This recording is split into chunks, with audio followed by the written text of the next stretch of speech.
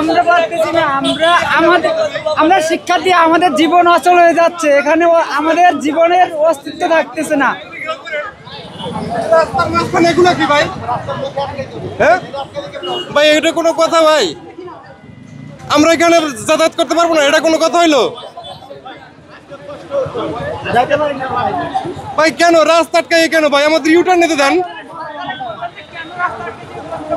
আপনারা উপদেষ্টারে আটকান, উপদেষ্টার বাসা ঘেরাও করেন, উপদেষ্টার সচিবালয় ঘেরাও করেন, আপনারা কেন রাস্তা আটকাবেন ভাই?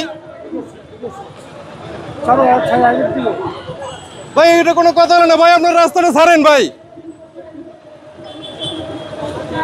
সারাদিন অফিস করে আমরা বাসায় যাইতে পারবো না, রাস্তা দাঁড়াই থাকবো, এটা কোনো কথা হইতে পারে ভাই?